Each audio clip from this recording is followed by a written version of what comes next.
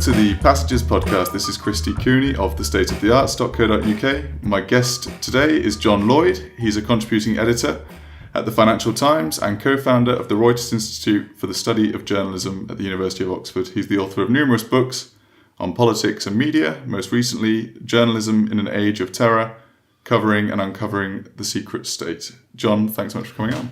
Thank you. So the passage you've chosen is Robert Burns's "A man's a man for all that." So I'll ask you to start the episode by reading it through. Good, thanks. Is there for honest poverty that hings his head and all that? The coward slave we pass him by, we dare be poor for all that. For all that and all that, their toils obscure and all that. The rank is but the guinea stamp, the man's the gowd for all that. What though on homely fare we dine, wear hodden grey and all that? Ye tools their silks and knaves their wine, a man's a man for all that. For all that and all that, the honest man, their tinsel show and all that.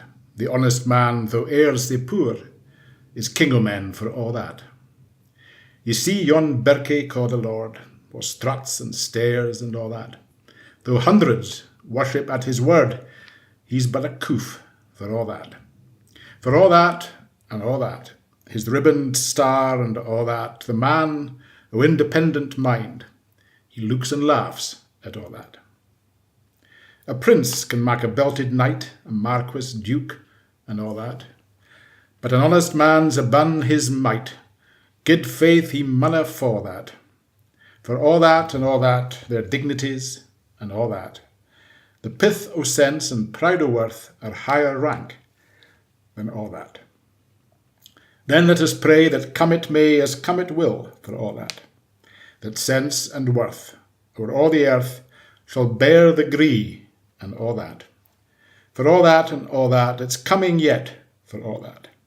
That man to man the world o'er shall brothers be for all that. Thank you so much. I'll ask you why you chose this poem, and it being Robert Burns, it might be worth unpacking the language a little bit as you go. I think the reason I chose it, and I know the reason I chose it, was if you're brought up in Scotland as I was, Burns is around you all the time in a way I think that for an English person, there is no equivalent. I mean, there are, of course, more great English poets than in Scotland. But Burns, for some reason, possibly because he genuinely was a poor man for most of his life. He was what the Russians used to call an upper peasant. He had a small holding, or a number of small holdings. His family did. His father had been one of the gardeners who laid out that garden in the middle of Princes Street in Edinburgh. He then bought a small holding, and then another one. Burns inherited it and wrote in the evenings after a hard day's ploughing. So there's that. He's common stock, as it were. Secondly, he was a romantic. You can have another view of that he fathered a number of illegitimate children and strewed them around the place. And he was taken up by the Edinburgh literati really in his mid-late 20s. He was a success early, but never made much money. Neither then nor now do you make much money out of poetry. And he worked as a customs officer and died in his late 30s. So he had this mixture of peasant upbringing, romanticism, early death, and a mixture in his poetry of poems like the one I've just read, "A Man's a Man for All That," in Scots, but Scots which was probably intelligible to non-Scots speakers, and also to English. He wrote in English as well, so he had both. And he was I would argue, literary people argue that he was the first real romantic poet. He was the one who broke the Augustan mold and opened up a vista for the English romantics and others. Romantic, both in that he wrote reams of love poetry. he wrote a lot of songs. Another reason for his popularity, because the songs are still sung. My mother used to sing Burns songs when she was working, and that probably is still the case. They've been set to different tunes, different settings, but they're still played in pubs by folk groups. So he's remained part of the Scots identity. You get him whether or not you're a literary person and read poetry and read novels and go to university and read English literature. You get him in a way that you can't avoid him. And of course, there's the famous Burns supper in January where people get drunk and eat haggis and so on, and do the toast to the lassies and recite ode to the haggis, which is in more or less unintelligible Scots. Fair for your honest sonsy face, great chieftain of the Pudden race, a bin ye more, ye tak your place, pinch, tripe or thirn. Wheeler you worthy o' grace as lang's my earn. And that, it goes on that way. But it's a kind of a source of pride, partly, in the rather schizophrenic view that Scots have, both of themselves and of the English and of the UK, a kind of half comradely, half not enmity, well, perhaps some nationalists, but with a kind of sense of loss, I suppose, a loss of a national identity, which is usually well under control and which runs through Burns as well. I mean, there's still, I think, a debate among people who care about these things whether or not Burns was a nationalist. Of course, he was born decades after the union of the parliaments and after Great Britain was formed, but many people, especially literary people, still regarded that as a bit of a betrayal. He didn't write directly, but there's hints, here and there, a bit like there are hints in Shakespeare that he was a Catholic. There's hints in Burns that he was a nationalist here and there. Though he worked for the customs, which was a British service. The other reason, I think, and the more obvious reason in some ways, is that this, like other poems that Burns wrote, but this one much more directly, is an affirmation of equality. At a time when the aristocracy was still very powerful, money, which was you were having the beginnings of a truly capitalist economy in Scotland, somewhat later than in England. So wealth became conspicuous. Edinburgh and Glasgow was becoming the big tobacco trading and slave trading town. Though it's by the beginning of the 19th century that was outlawed. And here was this man ploughing the fields, but dreaming, able to write, able to read, and developing his art. And seeing the society around him and reacting as an egalitarian, if you like, an early kind of instinctive socialist, and writing stuff like "Is there for honest poverty? A man's a man for all that," stressing the fact that everybody was equal.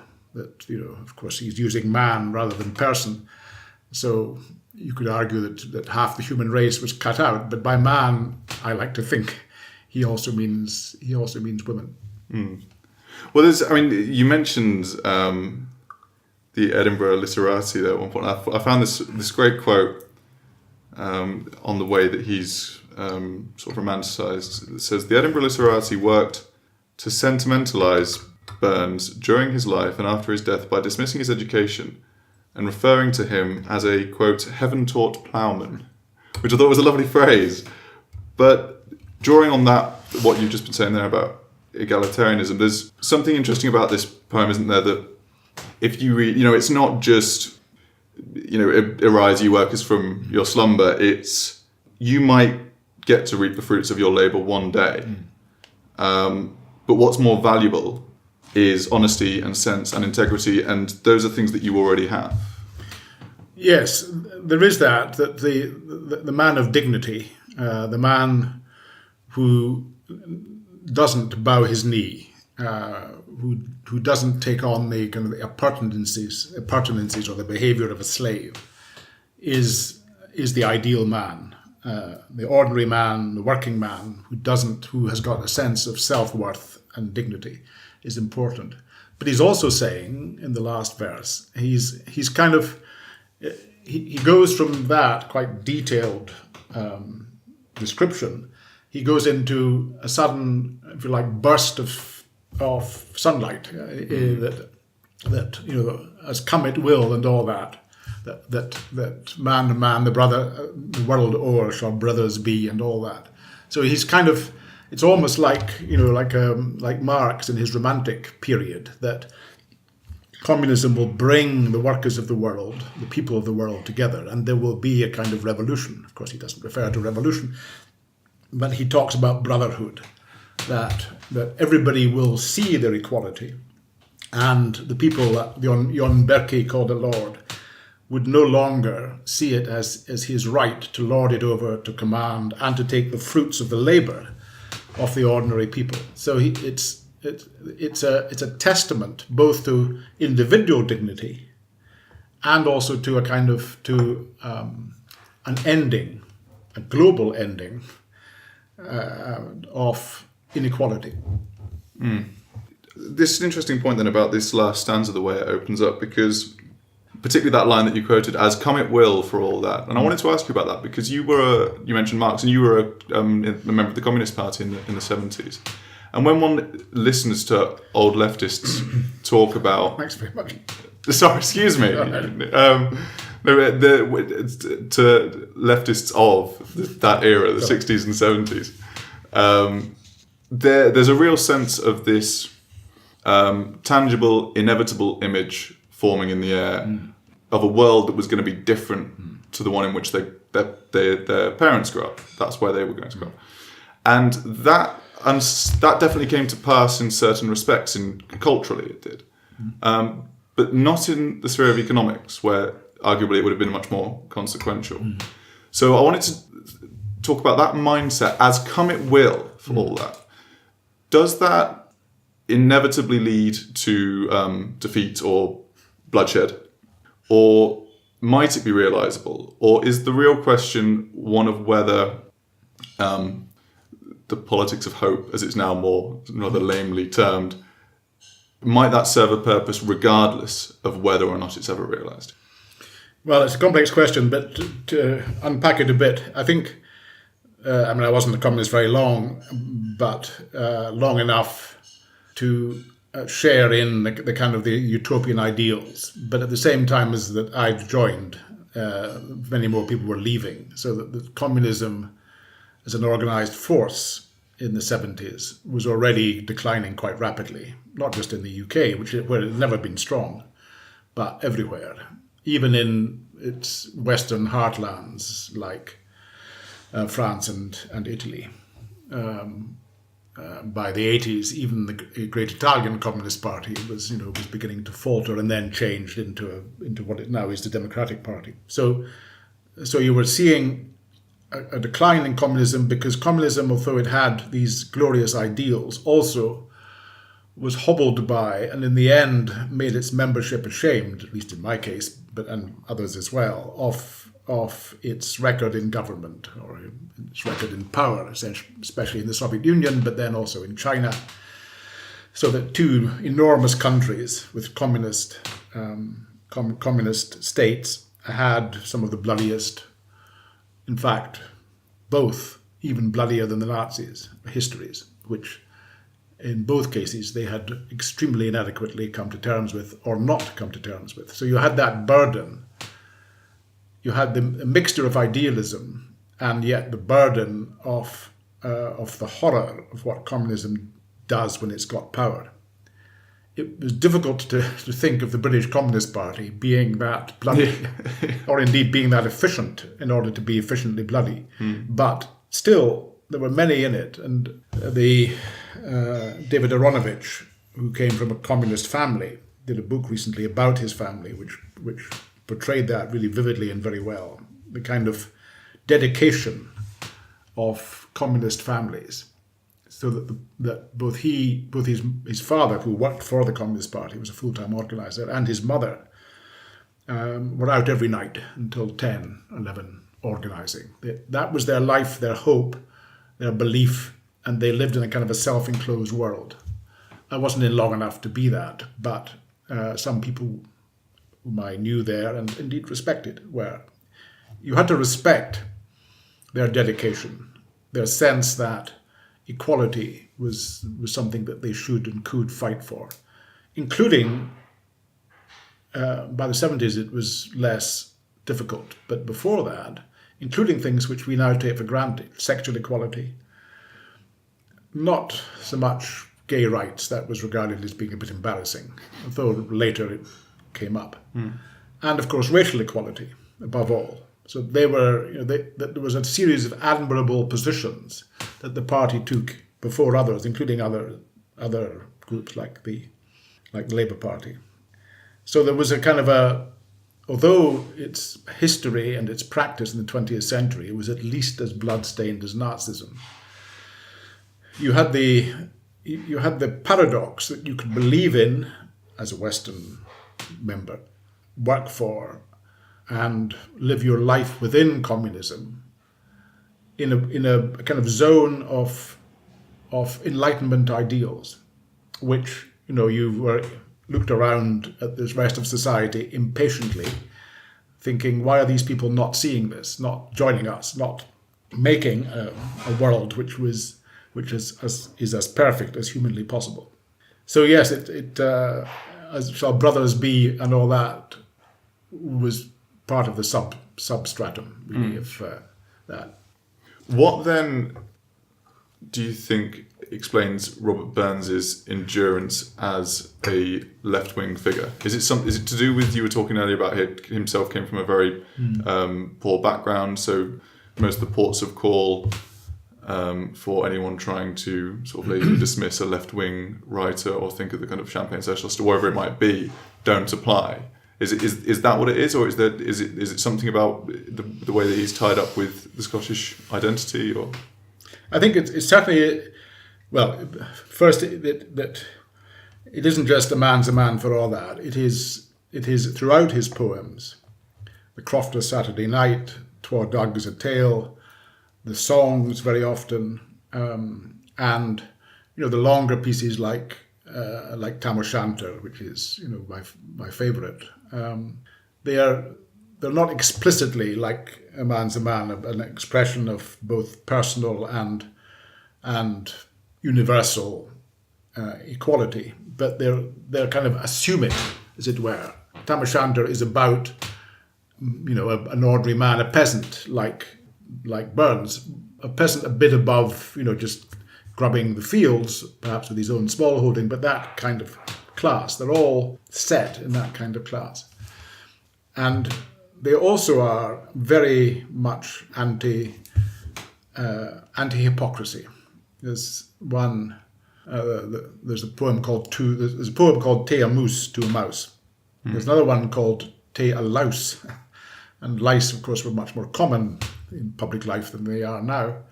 And it's of the author seeing a louse, seeing a pretty girl sitting in front of him in church with a bonnet on, and seeing a louse crawl out from her collar somewhere and climb up her hair and into the bonnet, unknown to the girl herself, who is who's regarding herself as well dressed and a real catch for somebody, and he then addresses the kind of the division between how we present ourselves, how we think we are seen by others, and how we actually are. The louse becomes a kind of the interior of the person, the unspoken. And it has this line, would that God the gift to gie us to see ourselves as others see us, which is a wonderful couplet, because it's saying appearance, like in A Man's a Man for All That, the appearance of the well-dressed man or the well-dressed woman is only appearance. Underneath, as a human being with a louse crawling over her, as like it might happen to a poor man. So that runs through it. And that, I think, is the basis of what people like to find in Burns, or do find in Burns. A kind of anti-hypocrisy. Not many people speak up for hypocrisy, so it's always popular to decry it. And also, just most people would now say that, everybody's equal. Of course, they're not actually equal materially, but equal in the terms of their civil persons. We're equal before the law. We're equal in voting. We have equal political rights. So there is that.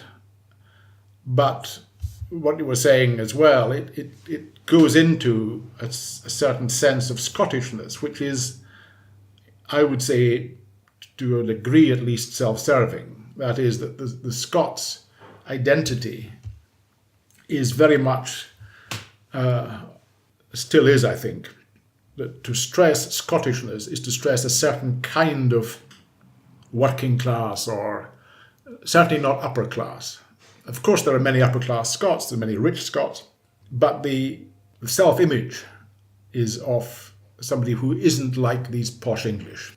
And so there's an easy fit between Burns' radicalism and this, as I say, rather self-serving image of ourselves, more egalitarian, more democratic, more caring about poverty, superior in some ways to the English, which is an echo in itself of what, when Scotland was much more religious, and indeed England was much more religious than it is now, that the Scots saw their Presbyterian Protestantism as superior morally to English Anglicanism, which they regarded as essentially Catholicism with the Pope cut off.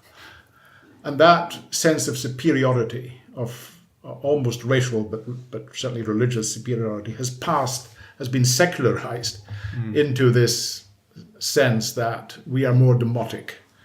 We are closer to the reality. Our genius is one of realism, as against so there's a kind of cardboard image of the English, and as well as a cardboard English of the Scot, which is still very powerful. I mean, I can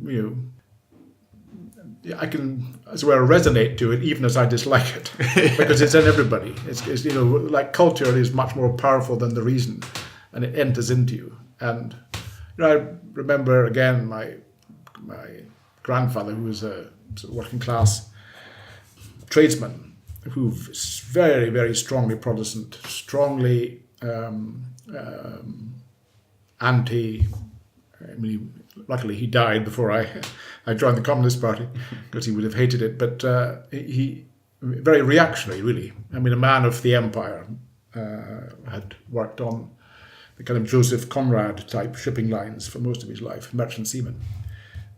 When some Scots student stole the stone of Scone, which was under the coronation throne in Westminster Abbey. These were the days when Westminster Abbey was open all night, and brought it back to Scotland. The stone of Scone had been the stone on which the Scots kings had been crowned. It was then, when the two countries were united, it was taken down as a symbol of unification under the English throne. It was stolen and brought back to Scotland. My grandfather, I wasn't around at the time, but my grandfather exulted in that. It was a wonderful thing. My grandmother said she'd never heard him laugh so much. And so it was a kind of, you're a unionist, you're Protestant, and the English guarantee your Protestantism, you're anti-Catholic, you're rather reactionary, but you still have this sense that, one in the eye for the English is worth a laugh. So that mixture of kind of memory of a religious superiority, secularized into a kind of sense that we are morally superior because we're closer to reality and closer to the common folk, feeds into the admiration of and the connection to Burns, and is fed by it, because Burns himself used that, I think, probably quite consciously. So you think everything you've just been talking about there, that atmosphere, that predates Burns, you think, does it? I mean, Yes. I guess one of the sort of instinctive things that comes out of reading around him is that if, particularly given how much he ties into that identity, there's a temptation to say, or to suspect that if Burns had been a crusty old Tory royalist, the UK right now would be quite a different place. But I suspect that's to simplify it slightly. Well, actually, Walter Scott, who's the other great Scots, though I don't know how many people read Walter Scott now, but it was the other great Scots figure, literary figure, greater than Burns. Middle class, came from a Edinburgh lawyer's family, and was himself an Edinburgh lawyer. He was a crusty old royalist. I mean, you see in Scott, this is a bit of a digression, but briefly, you see in Scott, when he became really famous, I mean, he became the most famous writer in the world, at least in Europe for a while. All of his books almost instantly translated into French and German and Italian and so on. It was a cult of Scott in a way that never was, an international cult, in America, of course, as well, that never was of Burns. But he was able to, as it were, to merge together literally. He organized the gala for King William II, I think. I'm not sure about that. Anyway, the then king, or it may have been the Prince William, came to Edinburgh for a gala, and this was after the Rising. The Jacobite rebellion had been put down some years after. There was still bitterness in the Highlands. The Highlands had been cleared. There had been quite a lot of brutality. But by the 19th century, this was beginning to be put behind them. And what Scott did was to be the organizer of a huge gala in Edinburgh in which everybody wore kilts. The kilt had been only worn by Highlanders and was despised by the Lowlanders because the Lowlanders thought the Highlanders were a bunch of cattle thieves and barbarians. But he used the kilt and the tartans, many of them just made up, because in the Highlands were poor, and they weren't sitting there, strapping in all these various tartans. There were different colours according to the dyes which were common in the various glens, and therefore the different clans, MacDonalds, MacGregors, and so on. But there was no, 50 different tartans. That was a later commercial discovery of the 19th and 20th centuries, helped by Scott, who put on this enormous display in which the prince or the king, hugely fat, wore flesh-coloured tights and a kilt and a plaid around in a bonnet with a feather and so on. And that then brought together not just the two halves of Scotland, because Lowland Scotland had been, not totally, but by and large, against the rebellion, and indeed fought against. People like Adam Smith enrolled in the infantry to fight the Highlanders, but brought together the two halves of Scotland, and then brought Scotland, with a good deal of kitsch, into the United Kingdom. And so crusty old royalist, had their uses, and he was a royalist. He was very much for United Kingdom, for the king, and so on. But he was also a Scots patriot, and that's run through Scotland's literary history. John Buchan, who I think is one of the great, very reactionary man, but one of the great thriller writers, and creators of characters. He was the same.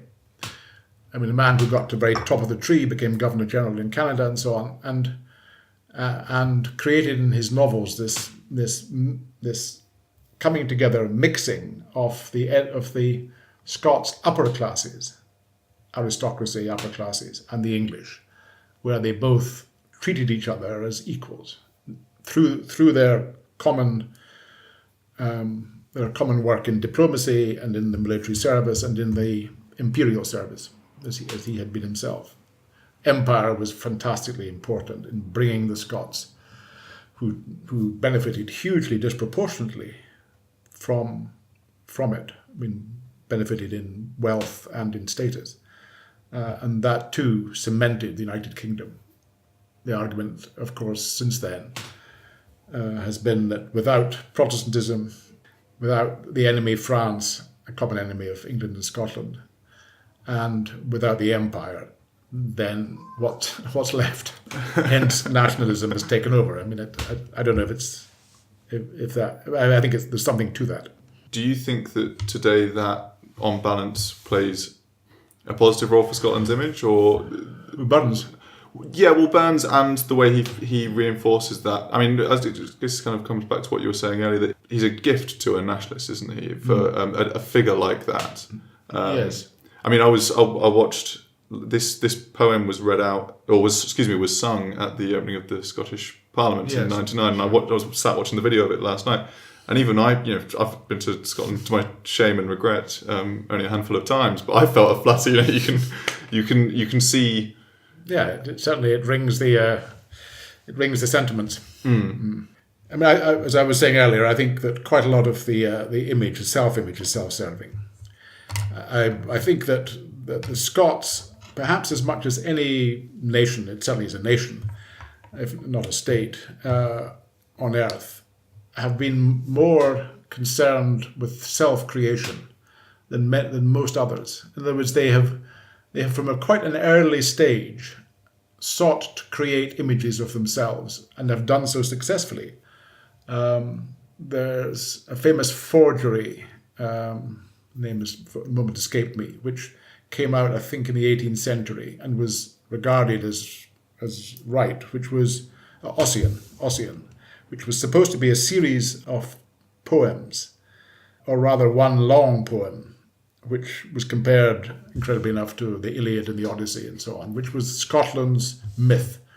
It was Beowulf. This came out of the Gaelic culture of the north and the islands, and spoke to a culture which had been or was then, fading and declining.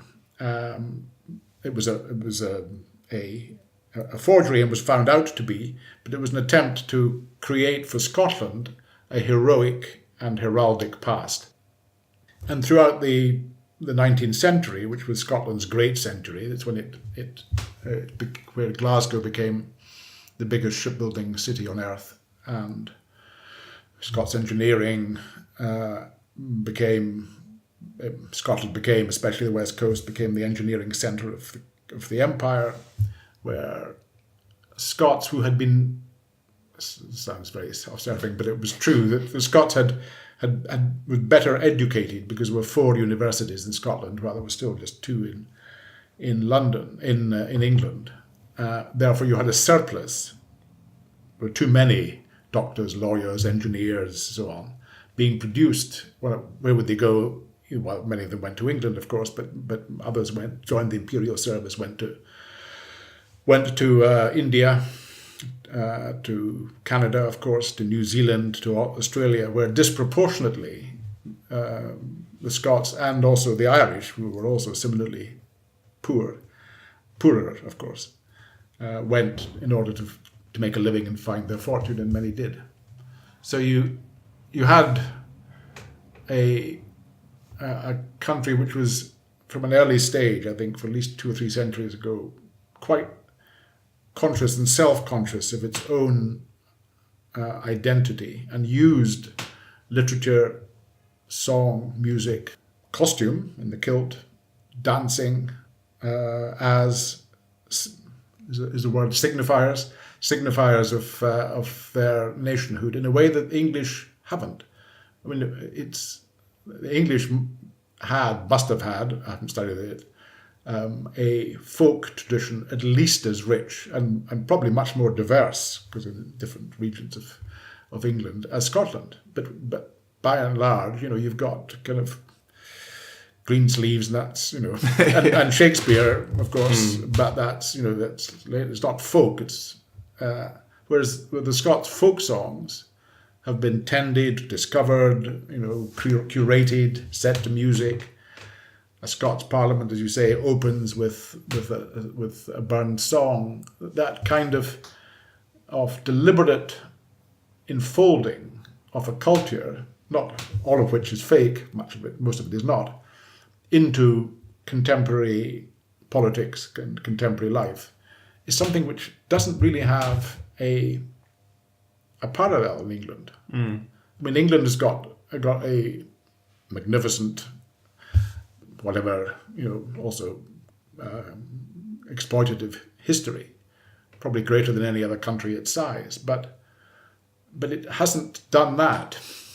It hasn't. It's more ruthless in a way. It's these layers of folk and common culture exist only in shards and fragments, is my impression. I mean, I stand, of course, to be corrected by, but I think that's probably right, and that remains something which Scotland clings to, and which I like. I mean, I think it's a good thing. I'm glad that these things are still part of Scots culture, and they underpin this sense of difference. My argument, like most Scots actually, who tend to be anti-nationalist when put to the vote, is that can perfectly well coexist in a country like Britain, and is better for coexisting than separating.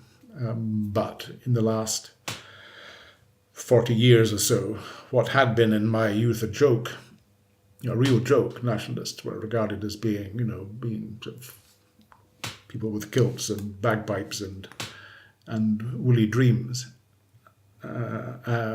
has then become a major, extremely successful, very well organized political movement. Perhaps the best organized, best disciplined political party in Britain. Well, it's interesting. When you use the word, I think probably I agree with a lot of what you were saying there. The word ruthless is interesting because it's certainly true that England has a brand, isn't it? But it's one that's not so interested in endearing itself to other parties. Sometimes the reverse. Is there a hypocrisy there on the part of when you were saying earlier about how much Scotland was part of the empire? Was it in large part the reason that then they're able to separate themselves now is marketing? Yes, I mean I think in the 19th century it would have been different. There's a couple of quite good books about that. But there's a book written by an American who's Jewish, not Scots in origin, titled somewhat provocatively that the Scots created the modern world. And his line is that not so much the engineering and so on, which was of course important, but it was the Scots Enlightenment, where you had, I mean, that seems to me to be the genuine bit of Scotland. You had especially in David Hume and in Adam Smith, but in a whole clutch of others less well known. You had the development through Smith of economics, through Hume of a really skeptical philosophy, which passed into Kant and then has remained powerful. I mean, a skepticism about all kinds of assumptions, human assumptions, including past philosophy. But with Robinson, the creation of sociology, the development of modern farming methods, and the argument in this book is that helped to underpin much of the work of the 20th century, because and the 19th and 20th century, it created lines of thought and approach, not just in philosophy but in social science, which then were built on and became much more, much richer. But they were foreshadowed by this explosion of intellectual excitement in Edinburgh and to a lesser degree in Glasgow universities, and that does seem to me to be one of the great glories of Scotland, something which it really did give to the world, rather than looking inward, although somewhat, I think, neglected by the SNP.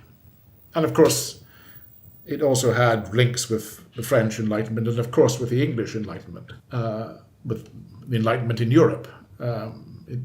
It fed into it. But for a while, at least, Edinburgh, for maybe 2-3 decades, Edinburgh was the kind of intellectual centre of Europe in a way which London later was, Paris had been, was, Vienna, Berlin at different times, which was quite quite something for what was then quite a small town. And getting on this poem would have made Burns proud. Getting back to the poem. No. Well, I was going to say, so we'll have to wrap it up. Yeah, but I think that's a good note on which to end the intellectual thread in Scotland over the. Yes, I think the intellectual. It still is part of the self-serving thing. I mean, Scots still think their education is the best, and it's not.